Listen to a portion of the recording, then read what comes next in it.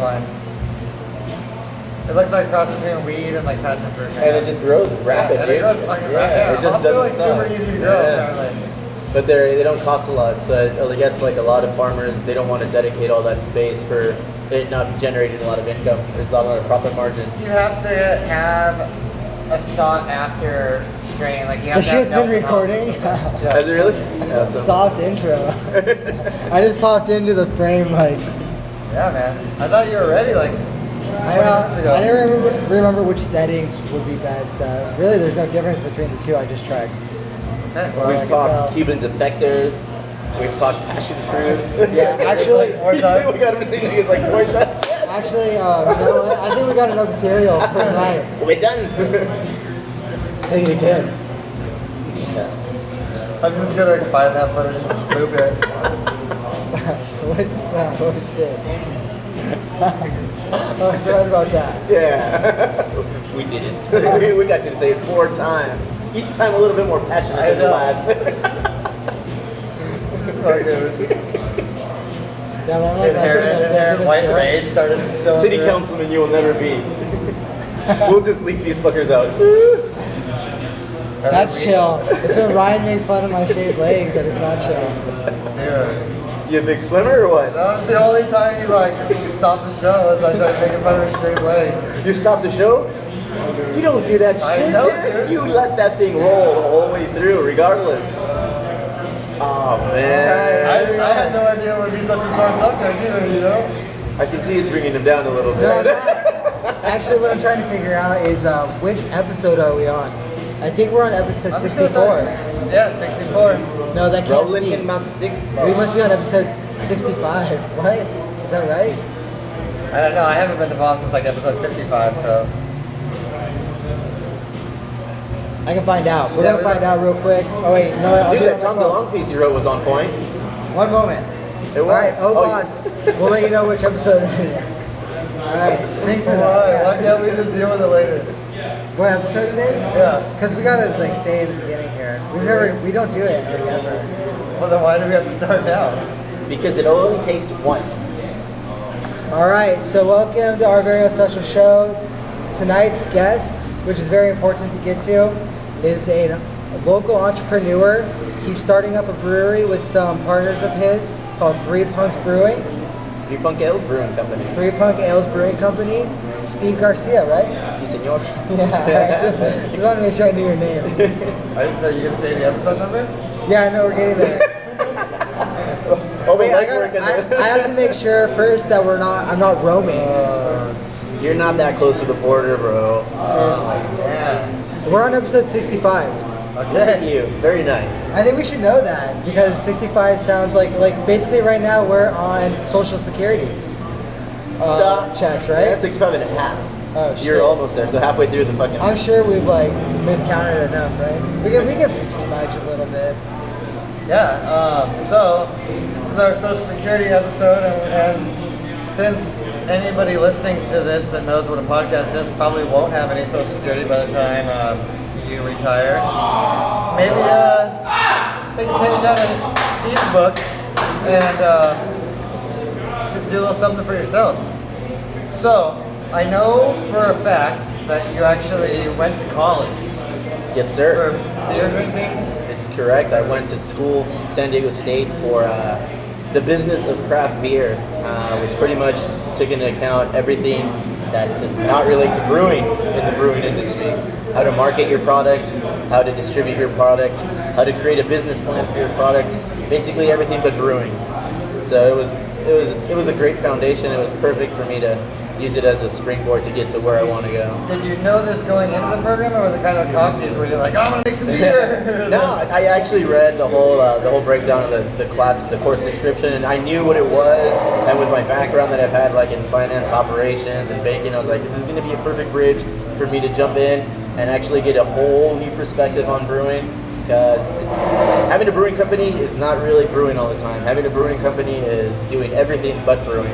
Brewing is 10% of all that you do at a brewery, and even then, 90% of that 10% is cleaning. Did I just come at you with some numbers here? Did I just drop some stats? I think you did drop Well, that. So, before we get much further, I just was wondering what you two were drinking. yeah, so we are here live on location We all like forgot. We're like, I forget. at Machete Beer House yeah, in of course. National City, San Diego, which is a really cool place, kind of a good little shot in the arm for this part of Highland, National City. It's something that I think the city's kind of been craving. Yes, sir. I feel Someday. like National City's got more culture than people give it credit for, and it's cool to see a place like this open up. So thanks to Machete Ale House or Beer House for having us here. I am drinking the Drake's 1500 Pale Ale, and it's good. It's refreshing. It's nice and dry. Not a lot of fruitiness to it, but it's not very bitter. It's a malt forward session. It is. It's a heavy session, but it still fits the profile of a session beer. Yeah, it's about like I would say around 5%. Yeah, it's 4.8. 4.8. I'm going hard with the lager on this nice hot day. A little Port Amigo, Port Brewing lager, not bad. You know, I'm gonna go a bit further. I'm having the same drink, the Port Amigo, and I'm gonna say it's actually a great lager.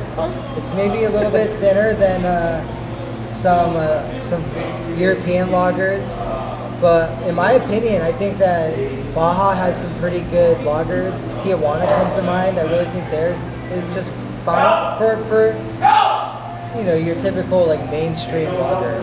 Well, I think Comparing that, it to that. I think that there's a vacuum, kind of, not a vacuum, that would appear that something left it behind, but I think there's kind of a void that has never been filled for like kind of a high-end Mexican style lager. I mean, obviously, if we look at traditional Mexican beers, they took almost, I mean, aside for some people that really went down and traced some roots and did some real shit, most of it they were doing German style lagers down there because A lot of them are German. Nazis came over when they were trying to not get gas themselves, and they started teaching Mexicans how to make beers, and that's why you have beers like Bohemia and all these kind of like Bavarian style beers.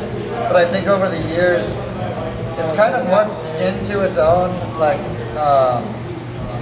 category. Like the Mexican lager is its own thing now, and I feel like there's room for a higher end one. You know, I mean, I personally like a Tecate. I like a Tecate on a hot day. I don't mind a Modelo. It's a situational beer, man. As soon as the weather hits a certain temperature. What do you mean by higher end though? Would like some of the craft lagers not fit into that?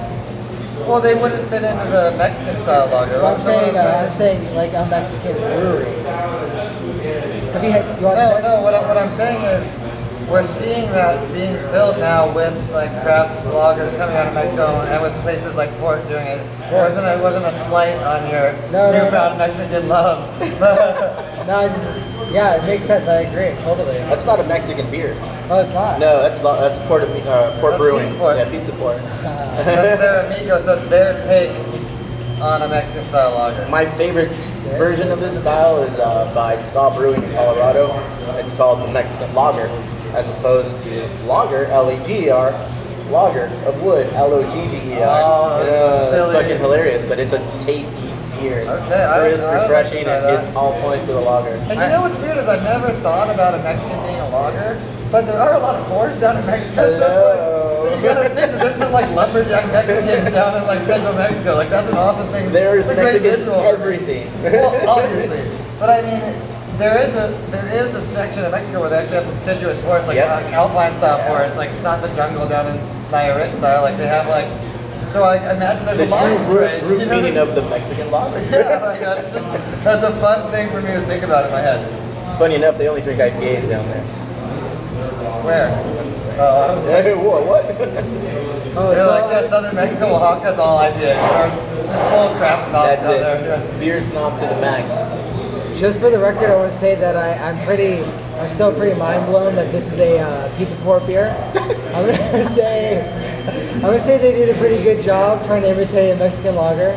They did. It's a great. You were loving it when you thought it was a Mexican. Yeah, I still love it. It's like, Yeah, yeah. Boner diffused. No. I think it's fucking great. whitey. I think it's like right on. It's pretty interesting. Yeah. I just totally thought it was Mexican lager. It tasted like one too, I thought. But as much as I'm thinking you should, I know that you've been down in Mexico a lot lately and sampling some breweries down there. So, I mean, both of you guys, is there anything across the border that's sticking out to you right now? For me, a lot of the things that are coming out of there are epic I went to a bottle release on Saturday at Stone by Insurgente. It's a Tijuana brewery, and they put out a collaboration beer. Yeah, Insurgent Brewing Company put out a collaboration beer with Stone called Chocovesa, which is like a Mexican style chocolate stout with all cinnamon spices and such. But they barrel aged it in bourbon barrels, and they also barrel aged it in some tequila red wine barrels. Forget about it, man. It's hot chocolate. Dude, better, you know. Yeah. For those really cold nights where you're under the weather, you just pour one of these and a snifter and just go to town on it. Yeah, There are a handful of breweries that are opening up that's getting to be known as the craft beer capital of Mexico. So you kind of have the craft beer capital in San Diego for the U.S., debatable, and then you have the Mexico beer capital, which is now TJ. So we live in a great place for great beers, man. There's Insurgente, Borders, Psycho, Madueño, Silemus. There is just a plethora. Alamala, Tijuana, Ensenada, Canneria, I think. Yeah. Your turn.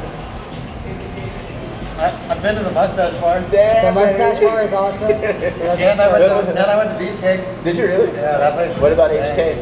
Oh, whoa. What happened? Wait, who? Oh, I've heard about that place. Actually, no, we've talked about going to Hong Kong film and so Yeah. I ain't about it. What's Hong Kong?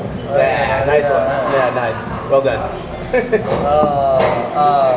Yeah, so I just lost my train of thought there. That's all it took? Hong Kong is very distracting. I'm surprised that we haven't seen a Vice Hong Kong article. It's coming. It's coming. The way Vice is going, I think that's the direction that's going to be going, and you'll Why get a not Hong write Kong. it? I know, because I'd have to fabricate the ending. You know what I'm saying? No, you don't. I don't understand why you have to. Keep it real. Like, I know, that's another option. Like, That's episode 66. No, we'll leave it at 69. I'm gonna have we've to actually talked about doing an episode at HK. The big issue, yeah, that wouldn't be that hard to do. If you need a Mexican boom we set just need holder. slightly better Spanish or Steve. But the big issue with writing that article is that in California you have to be reimbursed for expenses. So I'm not sure if you can like bill Vice for. Oh yeah, just miscellaneous expensive. Nobody needs to know exactly what the fuck went down. Like, no, I could have went my whole life without knowing that you were like a rim job addict. You know what I'm saying? Like, so it's like we don't need to. But although that's a good part of the story, because if you can get a chick to do that, and she's not charging you extra. Obviously, The devil is in the details. Well, let's be Yeah. honest, guys. The peso right now it's like 16.5 to Oh, it 1. closed at $1. 18 yesterday. It closed at 18 yesterday. Oh, so like man. that's like cheap. That's cheap rim job. I actually cashed out pesos at the airport the other day, and they fucking paid me out like 21. I was like, you son of a bitch. Yeah, man, it's not good right now. A lot of people are trying to invest in the U.S. You just had pesos. breweries. Forget it. Yeah, it's not a bunch of You pesos. just have It's weird. Yeah, you know. Sometimes you wake up in the morning, you got a fucking wallet full of pesos. Yeah. It happens. You know, And you're missing a interestingly- kidney. Interestingly, came across 2 articles recently. One was that Mexico is going to start stepping up at the pedestrian border in San Ysidro, checks for tourist visas for people that are going to stay longer than 7 days. They're also going to start charging some people in cars to go into Mexico. Which I think is a ballsy fucking move by Mexico. It's like $21 to get in. It's basically if you're going to stay longer than 7 days and you're leaving the border area. If you're a boater now, like a San Diego boater, you used Why to be does able that to. sound so weird? Boater, you used to be able to cruise into Baja waters, but now they're gonna kind of maybe hassle you a little more and look for papers. Fishing permits come to mind. So those are 2 developments that I think are pretty major. Nobody's really touched on them. They're kind of 2 disparate stories right now. The reader could have that story, but they don't really look to Ryan or me for any sort of like insight. Big mistake, reader. Big mistake. Big mistake. But I love the reader. Justin's got his finger on the pulse of Mexican-American trade relations. Yes. So I mean, but there's other good news that apparently there's some genetically modified marijuana coming out of Baja or Mexico now. So they're trying to grow the dank. What is it? El dank or La dank? El Denko. El dank. Yeah, I think it's masculine. Masculine, yeah. Yeah, I don't know. Okay, well, so going back, But marijuana is like a feminine plant, is it not? yeah, La Denki. but it's got a lot of moods. You know, I don't know. Yeah, I don't know. I think technically you'd probably be right. I think it would be But I don't think Mexican really cares about reality. They refer to it as el gush. El Gush, that's true. So, You guys ever seen Mexican with Brad Pitt? No. okay. Not I even- want to get us back to Mexican breweries real quick. And I think that, like, But I think that one thing that could come of this, and it probably won't, but would be nice, is like starting to see some more sister city shit going down with Tijuana, especially because the tech sector in Tijuana is really good too. Like there's a good industrial school down there and stuff like that, and there's a lot of young kids, and that's what's kind of fueling this. I like to call it the post revolution. look at you. I see what you did there. See what I did there? I like it. And that's when you got like Calle Sexta and like places like Mustache Bar and stuff coming out where you have like cult, like and it's because it's not fueled by tourism, so it's not. And hey, just for the record, as a South Bay whitey, it wasn't us that were fucking up TJ. It's like all the Orange County and the fucking bros that come in from Phoenix and shit that go down there and really just fucking lay waste to the place. And you obviously weren't gonna get a lot of culture when that was the culture, you know. And now that that money was gone and that void was created, it was filled in with like artists and bands and fucking breweries, and you're seeing kids down there. They have poetry readings down there. And It's a shit cultural like hotspot, man. Yeah. I mean, it brings everyone from everywhere in Baja. It's not just centralized and only specific to TJ. I mean, people from everywhere come to Zexa and the cultural district of TJ because everything that's there. And it's nice to see TJ getting some respect from the rest of Mexico. Yeah, finally. Which is probably just as biased towards them as America is. It's a border town. It'll always hold that stigma. Yeah. It'll never have that upper echelon kind of respect that it's due, but You're not getting a bunch of Fresa girls walking around the Sexta. oh, you will. They're trendy. Yeah, They'll because be it's around. like it's gonna be a hip thing to do. It's like, gonna get to that trendy oh, me and my point. friends went to TJ. Oh, yeah. Do that again. Yeah, I agree. I think that's going to happen. You can walk down Revolucion and walk off of it and get craft beer. You can get really good food that's kind of like, sort of like... Walking distance is It's like the North key, Park yeah. style. There's the Mustache Bar that Ryan mentioned where I saw the It's Gonna Blow San Diego music documentary premiere. Macaulay Culkin has played with his band The Pizza Underground. I recently saw Sleeping People there. Where'd you go? What did you see when you went there? Or you just go there to have some beers? Yeah, I was down there. Yeah. There was a band, but I don't know. Yeah, I've there's seen lots of Electric music. Healing Sound down there actually. Cool. Where at? There's a Chad Deals Cali Blah Blah, which is a basically like an entertainment studio that's trying to produce different events around, I guess mostly right now TJ, and they put on some of the Mustache Bar shows, I believe. They also put on Rumble Fest, and I think with what's going on in Baja right now, and even in California, Alta California, that it's really like almost fun in California. You're on fire, dude. It's almost like, I know, you know what would go great with this beer, or with that beer that I just had, would have been like some like salsa. Just salsa? That's it? Yeah. Bring the edges of the glass with salsa. Baja California is not only like the Tijuana area, it's in Ensenada as well, which is actually the biggest municipality in the world, I learned. Recently on Wikipedia. Have you guys heard of that website? And It's an informative location. Ruta del Vino is going off there right now. Yeah. And I was gonna kind of mention that too, and I think that that's kind of what another thing that's pushing the TJ scene is that they're sandwiched between us and Ensenada. So you got Valle de Guadalupe Exactly. pushing the wines and everything that's cultural about the grapes and cuisine, because you'd be surprised of all the chefs that actually got a lot of their starts. San Diego chefs, they got their starts down in Like a Rancho La Puerta, places like that. Yeah, and now you're coming up north.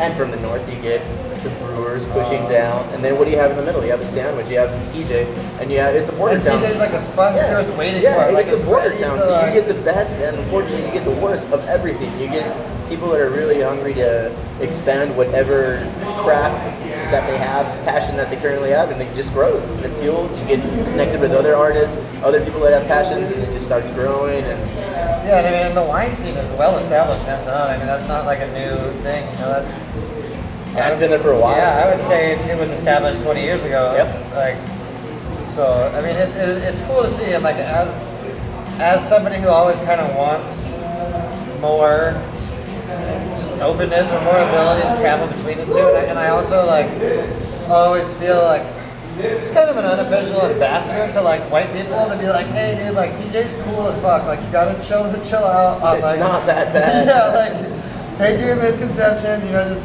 put them in your pocket. It's nothing to lose your head over. Or maybe it. Well, Ciudad Juarez. Probably not. Ciudad Juarez would be somewhere to lose your head. Yeah. That makes perfect sense, dude. It's like fucking. What would you expect out of Mexican, like Texan northern Mexico? That's some crazy ass shit, right? I mean, I don't know. I don't want to just talk shit on them just because they're on the east. Like I don't know anything about them, but it sounds like a crazy fucking place. I'm glad that TJ's living I wouldn't go there. You know, like, we got the coast here. We got the Cali vibes. Yeah, and Playa de Tijuana is cheap as fuck. The surf's not that bad. Like Justin's actually thinking about moving down there. So. Yeah, I would move down there for sure. Why not? I mean, you could go abroad, or you could like go abroad in your like backyard. See, that would be a controversial term to those who are more like historically minded.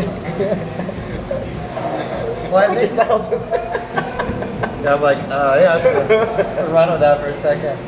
I mean, we're talking a lot about Mexico and Mexicans, and we're talking a lot about beers, and we have a Mexican here that makes beer. Oh, segue. So, I mean, do we have any Mexican style lagers coming from 3 Punks? What are we looking forward to? 3 Punk Ales is going to be more. This is the thing with 3 Punk Ales. We're working on finally getting open. You know, we've been in the process of getting open for about a year and a half.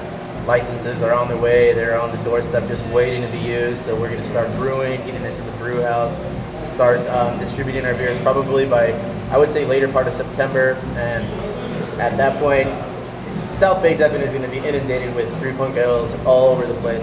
Here in Machete, Lobella's, Manhattan, hopefully Canyon Club, everywhere that you know as a place that the South Bay is drinking, that's where we're going to be. What we're going to be making initially is going to be our double IPA. It's going to be coming out, Needle in the Hay. It's easy drinking double IPA, if that makes any sense. I mean, it comes in at 10%, but it's smooth. It's a tricky beer. What's the what's the IBU on it? IBU, I haven't measured it, but it's not more than 100 and it's not less than 80, so it's tasty. We're excited, man. I mean, it's finally putting our idea and dream in motion and bringing it to reality. Just working hard to get it done, and we are excited. So there's a lot of collaborations. We have a lot of things in the works. I mean, 3 Punk Ales, you kind of can't not infuse a little bit of a San Diego music scene. We grew up in that scene. We grew up listening to these bands. So we have cool collaborations coming with Unwritten Law. We're putting out a beer with them called the Unwritten Lager. So on that take on Mexican lagers. That's clever, Mexican. dude. You like that? SDSU works. I'm telling you, without SCSU, I don't know where I would be. We're gonna get that. We're gonna get that government public money, dude. Dude, I would like to Lasco, or what's his name? if I can just throw something in the ring, you know, because I always like to rep Chula as hard as possible. And skateboarding's got a huge tie-in with the punk scene, obviously, and like a lot of people, well, anybody that's big into skateboarding has heard of 8th Street skateboards, but a lot of people don't know that's because all these dudes lived in a house on 8th Street in Chula Vista, and that's where this came from. That's so, where it birthed. Yeah, so we got a lot of like cool, kind of like just kind of punkish dudes that have lived down there, and I'm kind of it's like Chula's kind of always had a cool little scene to it, kind of like really on the low. Yeah. But yeah, I'm just fucking stoked. So if I could throw anything out there, maybe like some kind of 8th Street kind of fucking something. I don't know. 8th Street Pale Ale. Yeah. But I'm kind of interested in learning more about how the Unwritten Lager came about. Man, we're in a band, Trippy Scandal, and we always wanted to get on the show with them. It's endless emails, endless going to their shows and talking to them. Never Scott came. was like, please. Yeah. Please. Oh yeah. That never came to fruition, and it's cool. So this opportunity came. We're like, let's start incorporating some of the bands that we used to grow up listening to. So we went to like Phoenix TX and a Skunk Monkey, and now Unwritten Law. And we're like, let's just go to their show. Let's talk to them. Let's let them know our rap, what we're all about. We spoke to them, gave them some of our beer that we had kind of as a prototype for the style that they were looking for. It's a black lager, so it kind of goes with their motif of who they are, like their Black Album and such. And gave it to them, all 4 of them drank it, they were on board with it. So coming down cans, hopefully before the end of the year, they're going to want to push it in all their tour spots, and we'll be more than happy to make it for them. That's awesome, man. That's really cool. I bent down a couple cheeky comments just about like how much of the original band's still there? Well, is Scott the jerk that everybody says he is? Like, I got some questions. Why do you have to ask these things? Good for you, dude. Ryan left his work, and I was Because I'm like, a hard-hitting journalist, man. Yeah, That's how shit works. this is hard-hitting journalism. Well, only here at OVOSS.fm. Hey, stop talking, making answer the fucking questions, because if we have silence, he'll... Russo is awesome, dude. Russo is actually a straight-up stand-up guy. Okay. Enjoyed our beer, you know. Does not rub any of us the wrong way. He's totally cool, business-minded, San Diego legend. You know, he's a musician. Cool guys. Thinks for themselves, kind of makes his own road. Is the dude, the Japanese dude with the super long No, man. ponytails, It's all, everyone is gone except for Russo and the original member, Wade Human. Who came back? Yeah, Human is the only original member of Unwritten Law, because Unwritten Law had a different singer before Russo. It wasn't very long. I don't even think they put anything out. But Russo just kind of came in after and made it their own. Dude, but Russo and Human, those guys, they're the boys, man. They know what they're doing. And I believe the bass player is Russo's stepbrother, and then Chris Lewis. Chris Lewis is a guitarist. Chris Lewis, you might remember from Pivot, Phoenix TX, and now he shreds. So I mean, this lineup it's a tight knit lineup, dude. They're Whatever happened to fucking Pivot, man? Dude. What the fuck? Pivot was good. In all honesty, my favorite fucking band of all time from San Diego, dude. Forget Unwritten Law and Blink-182. These guys, Pivot were the guys. Millennium, dude. Pressure. It would have been more. Yeah. I can't even find that album. When you're ready, Millennium is on. It's not on like Spotify or anything like they're that. not anywhere, man. Millennium If you didn't get it, you don't have it. At least some of the tracks from Millennium are on YouTube. There's a couple of Pivot tracks because there was like one that was in a surf movie, a Taylor Steele surf movie, so that's like on. 2 or 3, yeah. That's on Spotify. Like there's a couple that I found out there, but it's like I went through YouTube and shit. Like people don't even upload shit. I found a video of one of their concerts where they had Run Around Sue. I don't know if you guys remember their demo tape that had Run Around Sue, Golden Arches, and a couple of the songs. Yeah, dude. Some of those songs are on YouTube. You just gotta really dig. I mean, you gotta dig, and it just came about, and I saw those. That was an awesome. I was stoked to find some of their stuff and to find out that it still sounded good to me. Because I called up a buddy of ours not that long ago, MC Bruce Gillis, Gord Chacon, Luke Steinhocker. Luke Steinhocker. And I called him looking for that 1x1. Yes, tape, the Moon Tower, bro. The Moon Tower. And he was like, look, I'm going to give it to you, but I'm going to tell you right now, like, you don't want me to fucking give this to you because it's going to ruin all your fucking memories. And I was like... No, it's a great album, dude. The Moon Tower's on point. There's a couple songs, but I listened to the album and I was kind of like, oh yeah, okay.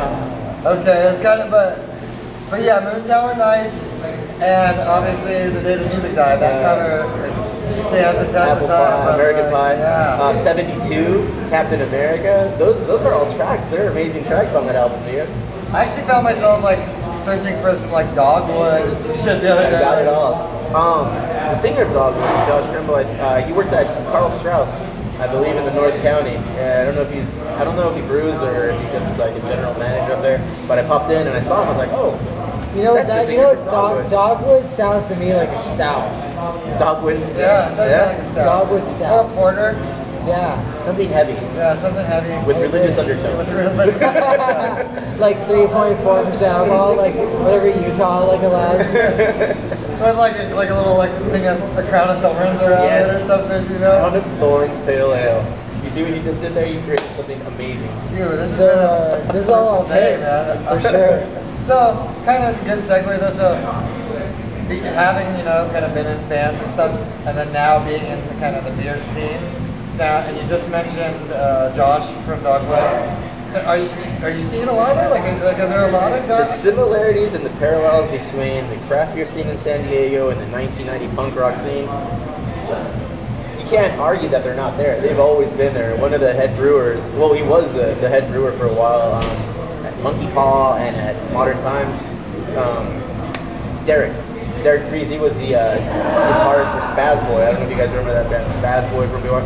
And it's just everywhere. Like I said, Josh that's at Carl Strauss, he was from Dogwood. So these little similarities and just the scene, that scene. Unfortunately, some of the snobbery from both scenes seems to be the undertone that's always around as well. But you can't deny the fact that those things are prevalent in both the beer scene and the So, punk rock scene. are there a lot of people that are crossed over, like perhaps from the '90s pop punk or punk scene from San Diego into the new craft brew, and who are they? Aside from the guys I just mentioned, definitely yes, but the ones that I've seen so far are those guys. Definitely Josh, definitely Derek, myself, and John.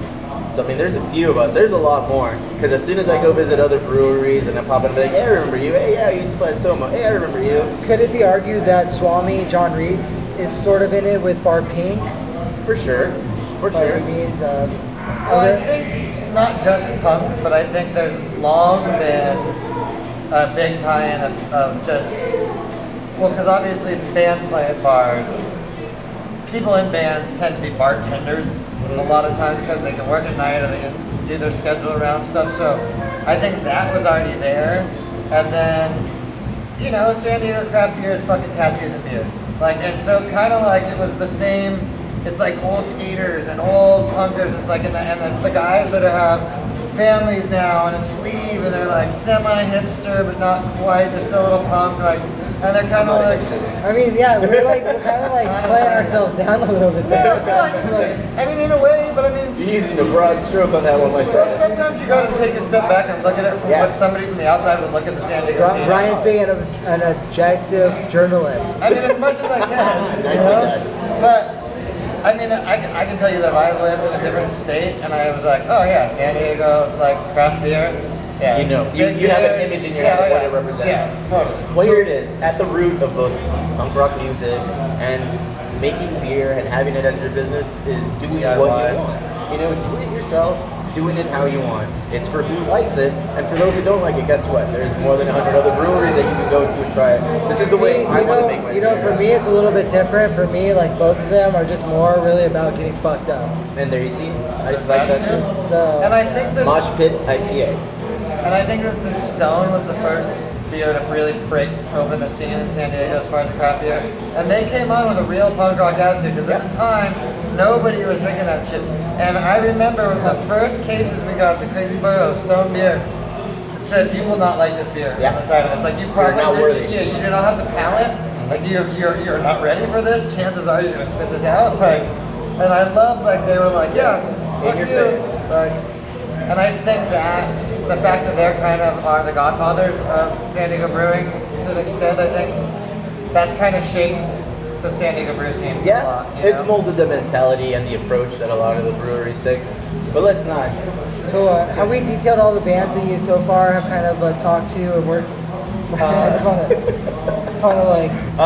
Sprung Monkey, Phoenix TX, Unwritten Law, a couple other ones that we can't really talk about. So like that's pretty good, man. I mean, like we haven't really any of their like addresses, like the singers, like they're dirty of them, like want to hang out dudes or anything like that. Like, do they want to come on OVOSS, you know, amp that up? No, I'm really more interested in hearing about how like Phoenix TX for starters came about because Phoenix TX is the band that they actually. Why what? Why are you like? We were just talking about beer with a brewer, and now you're concerned about how Phoenix TX started? No, with because you're going to. Yeah, because the same way. Approach is always the same. I go to their concerts, and we just kind of overwhelm them. Like, oh, fucking awesome! I grew up listening to you. You know, I had my first kiss with the ladies listening to freaking. I don't know what was their first album. Phoenix. Yeah, it was River Phoenix and. Minimum Wage, you know. That was a hit, dude. I was like 16, 15. You're like, this anti-government shit's really turning me on. Like Boxcar Racer from the Ataris. The Ataris, yeah. San Dimas High School football. So, interestingly, I mean, and from what I can tell, he's doing really well.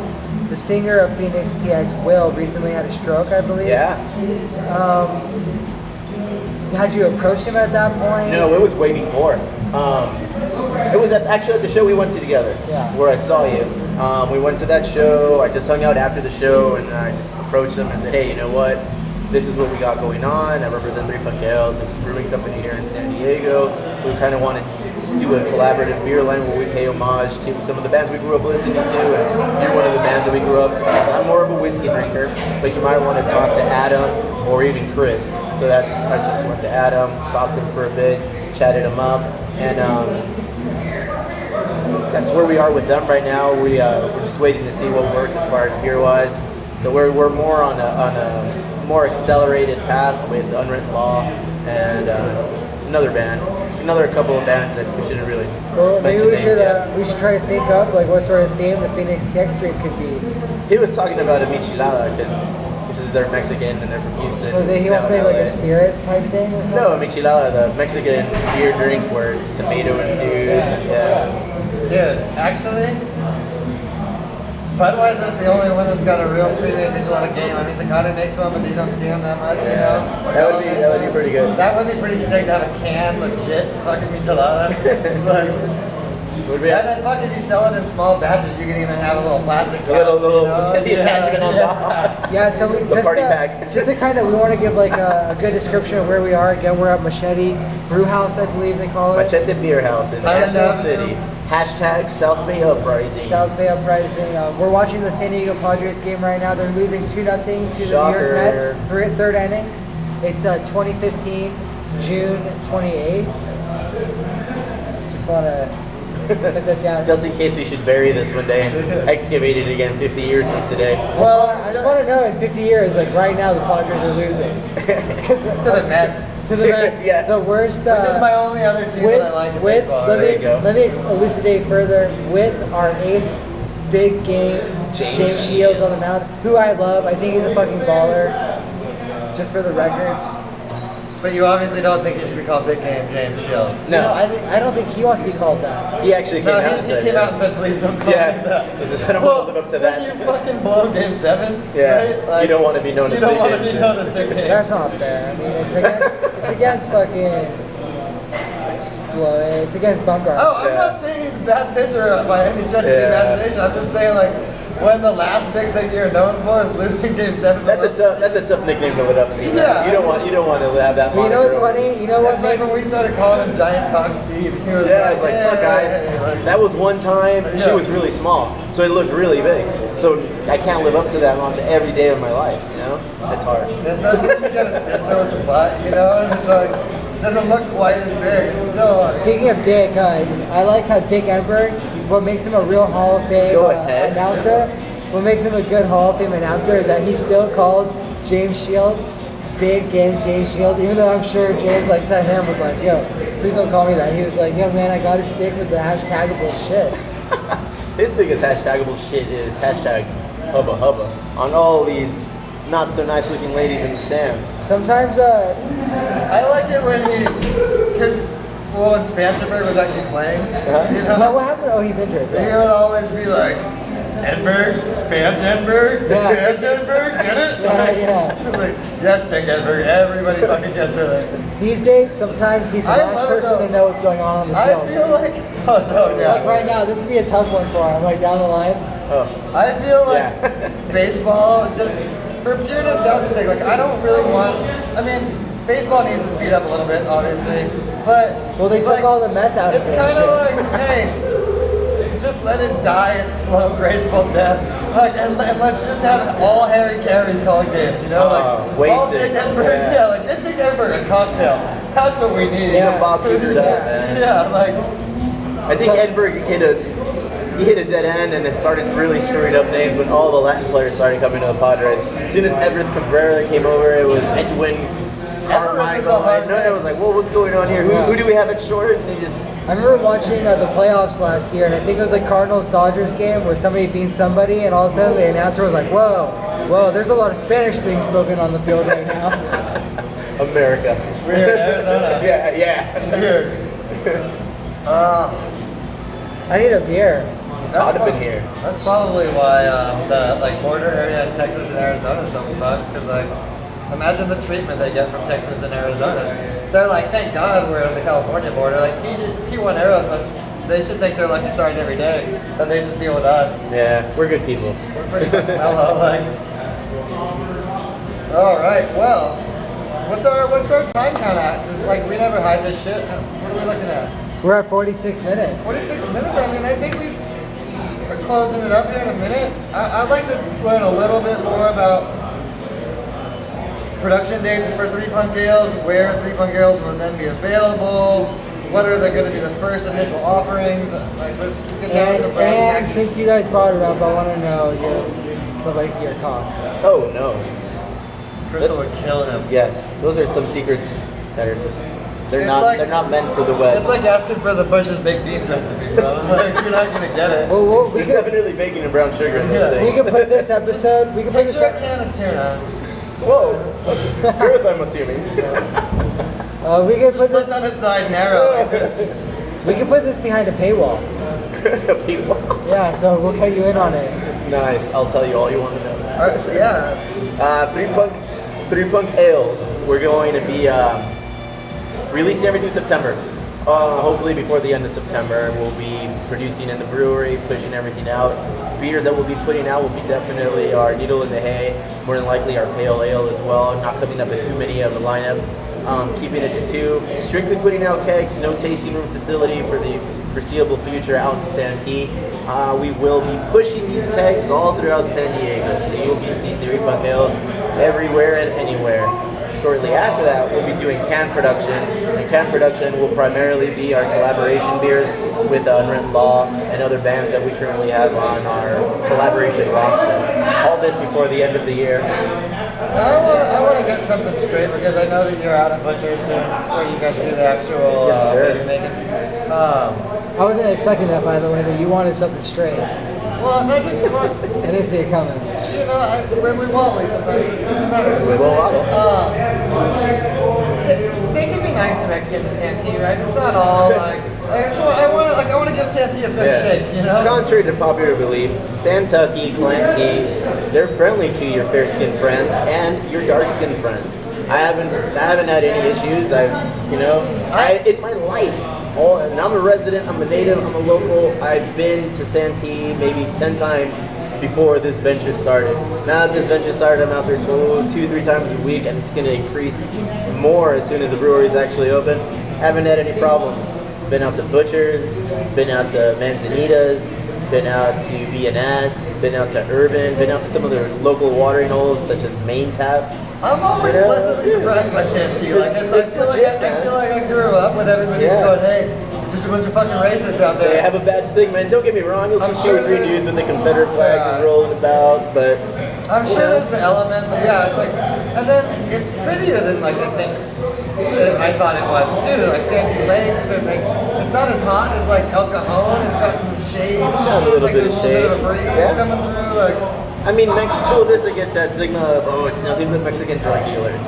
As many drug dealers that you see in Chula Vista, that's how many, backward-thinking people you'll get in Santee. It's about the same amount of Mexican-American drug dealers you get in downtown. and I always thought Chula Vista had a cool mix of like white trash, like desert heads, like motorcycle dudes, and Mexicans. Like I thought we had a cool thing going. Dude, like, us, how like, diverse are we down here? And I think that's another thing that pushes this beer scene. Is all the diversity we have. People want different kinds of beers. People want something new. People want something different, We could homegrown. use more black people as far as diversity Do goes. you want to use black people, or do you want to We have? can You got to be careful with what you say, my man. we can take advantage No, of. no. It would be a good thing for the community If if there was more people of African American descent down here. I feel like because we got the Filipinos on lockdown. We got Mexicans on. We're lousy with fucking Mexicans. Yeah. You know, we're lousy with white people. You We know, need some black folk? We need some black folk. I feel like. So And I like Filipinos because I feel like Filipinos are like, they're either the blacks or the Mexicans of the Asian world. Like they have way more soul than like your average like Japanese or Korean. Like Filipinos, they like break I'm down. Japanese, bro. Filipinos get I feel down. like I have a lot of soul.